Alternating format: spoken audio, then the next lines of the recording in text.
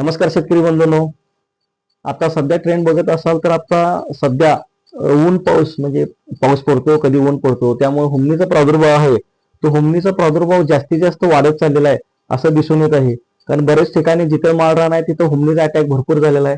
As compared म्हणजे काळ्या रानापेक्षा हुमणी माळ रानाला तिथं अटॅक जास्त झालेला आहे असं आम्हाला दिसून येत आहे.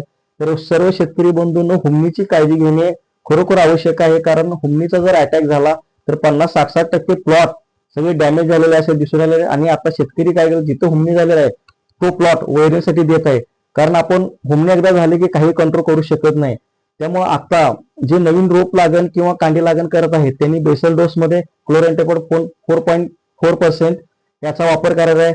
तसेच जो आपण दुसरी आळवणी करतो रोपाला किंवा कांडीला जी दुसरी आळवणी करतो त्याच्यामध्ये स्लेअर प्रो क्लोरो 50% असं कॉम्बिनेशन करू शकता, किंवा स्लेअर प्रो कराटे करू शकता, किंवा स्लेअर प्रो हमला या पद्धतीने आपण दोन कॉम्बिनेशन करून आपण दुसरी आळवणी जी करणार आहे ती आपण हुमणीच्या प्रतिबंधासाठी आपण आळवणी करू शकतो. तसेच जिथे हुमणी झालेला आहे तिथं शक्यतो केमिकलचा वापर करा.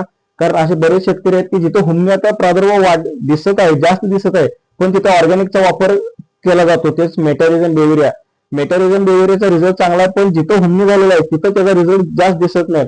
आपण काय करायचं, प्रिव्हेंटिव्ह म्हणून मेटारिझम आणि बेविरियाचा वापर करायचा आहे. जिथं हुमणी झालेला आहे तिथं केमिकलचाच कंपल्सरी वापर करायचा आहे.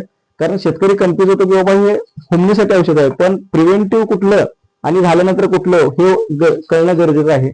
त्यासाठी सर्व शेतकरी बंधूंना विनंती करतो की हुमणीचा अटॅक प्रतिबंध करण्यासाठी आपण जे मी कॉम्बिनेशन सांगितलं ते आपण वापरायचं आहे. आणि जर आपल्याला ह्याच्याबद्दल काही माहिती पाहिजे असेल तर खाली आपण नंबर दिलेला आहे, त्या नंबरवर आपण संपर्क करून अधिक माहिती घ्यायचा आहे. धन्यवाद.